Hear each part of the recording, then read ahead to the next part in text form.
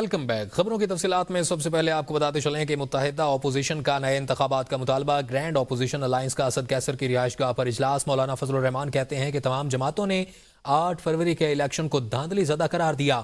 عوامی مینڈیٹ نہ رکھنے والوں کو ملک پر مسلط رہنے کا کوئی حق نہیں ہے۔ موجودہ مسلط حکمرانوں کو مستعفی ہو کر نئے انتخابات کا اعلان کر دینا چاہیے۔ چیف الیکشن کمشنر کو فوری مستعفی ہونا چاہیے۔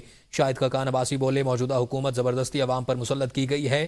نئے الیکشن ملک کو مالی دہشت گردی اور دیگر بحرانوں سے نکالنے کا حل ہے۔ سیاسی قیدیوں کی رہائی ہونی چاہیے۔ پیکا جیسے کالے قانون کا خاتمہ ہونا چاہیے۔ الیکشن کمیشن منصفانہ انتخابات دینے میں ناکام رہا ہے۔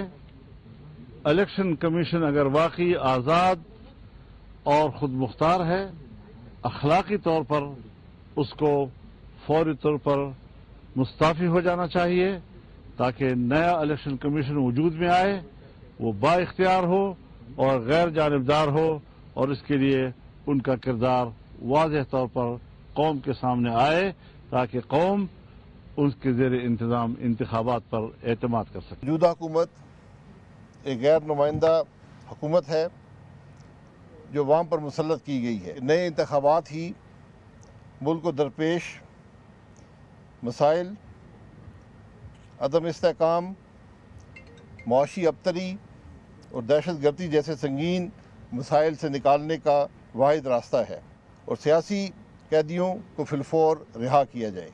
پیکا جیسے کالے قانون کو فی الفور ختم کیا جائے۔ سیکیورٹی ذرائع نے کہا ہے کہ بانی پی ٹی آئی کی جانب سے کوئی خط نہیں ملا۔ اسٹیبلشمنٹ کو نہ ہی ایسے کسی خط کو پڑھنے میں دلچسپی ہے۔ اسٹیبلشمنٹ پہلے ہی واضح کر چکی ہے کہ پی ٹی آئی کو بات کرنی ہے تو سیاست دانوں سے کرے۔ پی ٹی آئی نے خط کے نام پر ایک اور ناکام ڈرامہ کرنے کی کوشش کی ہے۔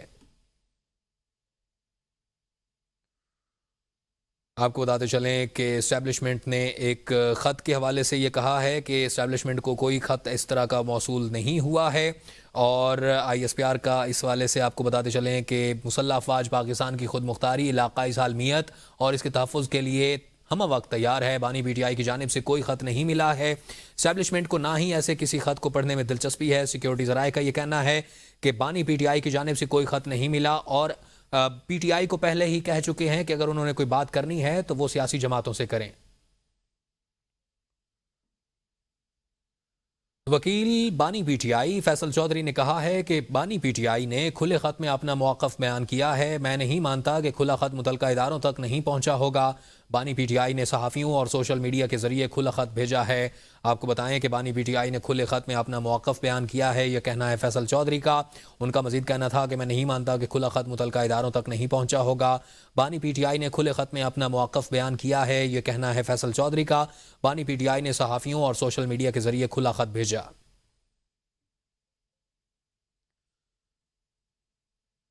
مشیر وزیر اعظم رانا ثناء اللہ نے کہا ہے کہ میری نظر میں محسن نقوی کے علاوہ پی ٹی آئی کی کسی سے بات نہیں ہوئی ہے۔ علی امین گنڈا پور سے پوچھیں کہ 80% باتیں کس سے طے ہوئیں۔ علی امین گنڈا پور کی حکومتی ارکان میں کس سے بات ہوئی اور کسی سے بات نہیں ہوئی۔ اسٹیبلشمنٹ نے واضح کہا کہ ہماری اپوزیشن سے کوئی مذاکرات نہیں ہو رہے۔ علی امین گنڈا پور نام لے کر کہیں کہ اس کی کس سے بات ہوئی ہے۔ فوج پی ٹی آئی کے ساتھ مذاکرات میں بالکل شامل نہیں۔ آپ کو بتائیں کہ اسٹیبلشمنٹ نے واضح کیا ہے۔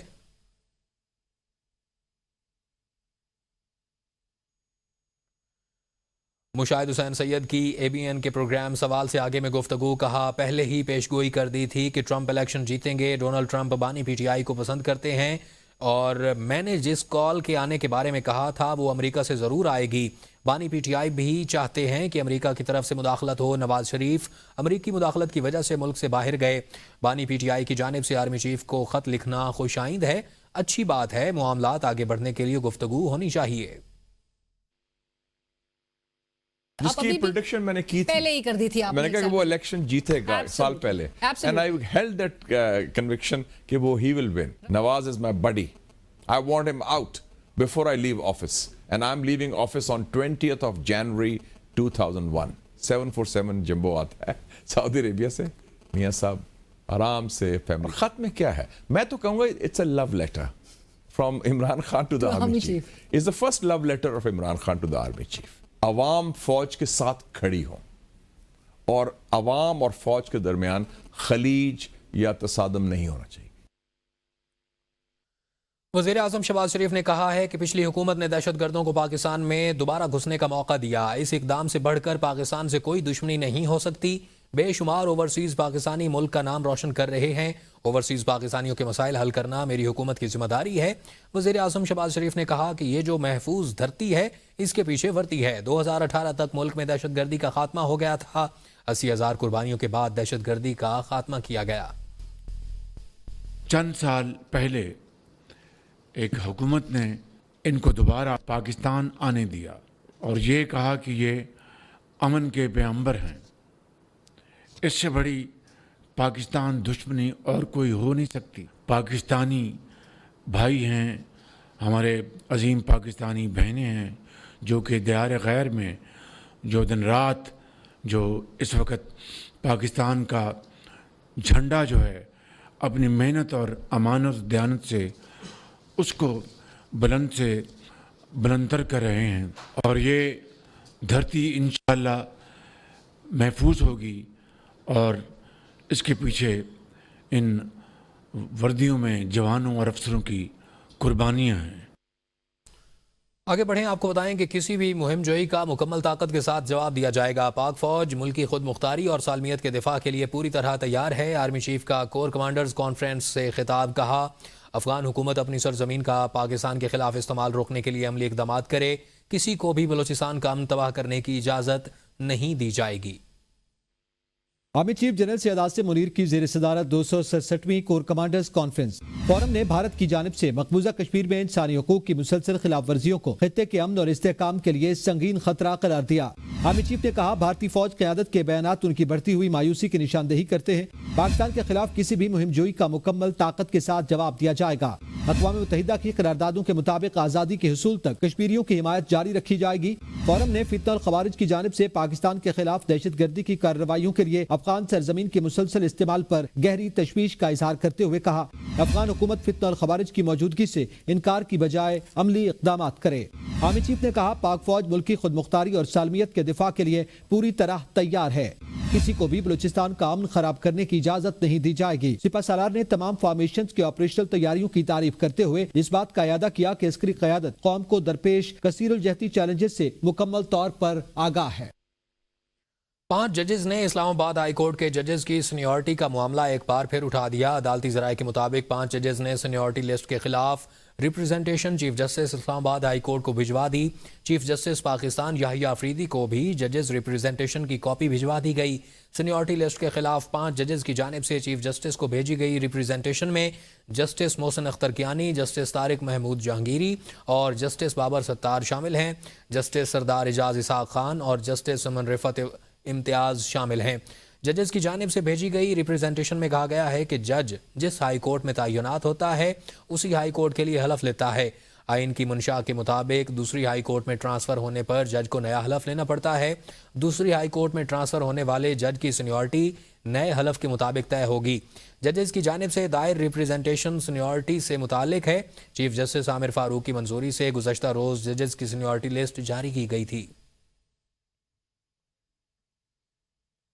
फौजी अदालतों से मुताल्लिक केस में जस्टिस अमीनुद्दीन खान ने कहा है कि कानून को इसके गलत इस्तेमाल पर कलअदम करार नहीं दिया जा सकता। अगर एक जुर्म फौजी करे और वही जुर्म एक आर्म आदमी करे तो ट्रायल अलग अलग जगह कैसे हो सकता है। जस्टिस मोहम्मद अली मजहर ने कहा कि आर्मी एक्ट का इतलाक उस वक्त होता है जब सिविलियन आर्म्ड पर्सनल को उकसाने की कोशिश करे। जस्टिस जमाल मंदुखेल ने कहा कि क्या दहशतगर्दी जैसे संगीन जुर्म पर किसी का फौजी अदालतों में ट्रायल हो सकता है। देखते हैं इस्लामाबाद से ये रिपोर्ट।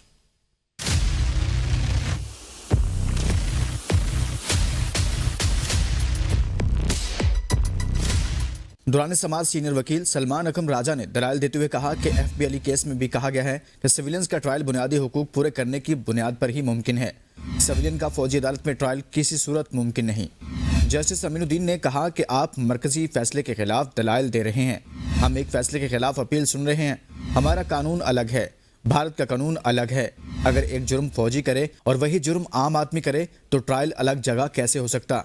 जस्टिस मोहम्मद अली मजहर ने कहा कि आर्मी एक्ट का इतलाक उस वक्त होता है जब सिविलियन आर्म पर्सनल को उकसाने की कोशिश करे। जस्टिस हसन अजहर रिजवी ने कहा कि बाज़ औक़ात मुल्क दुश्मन एजेंसियां सिविलियन को इस्तेमाल करती हैं। आर्मी एक्ट की शिक 21D1 اور 21D2 کو کالعدم قرار دیا گیا ہے۔ ایسے میں تو ملک دشمن ایجنسیوں کے لیے کام کرنے والوں کا بھی ملٹری ٹرائل نہیں ہو سکے گا۔ جسٹس جمال خان مندوخیل نے کہا کہ سویلین اور ملٹری پرسنلز دونوں پاکستان کے شہری ہیں۔ سماعت پیر تک ملتوی کر دی گئی۔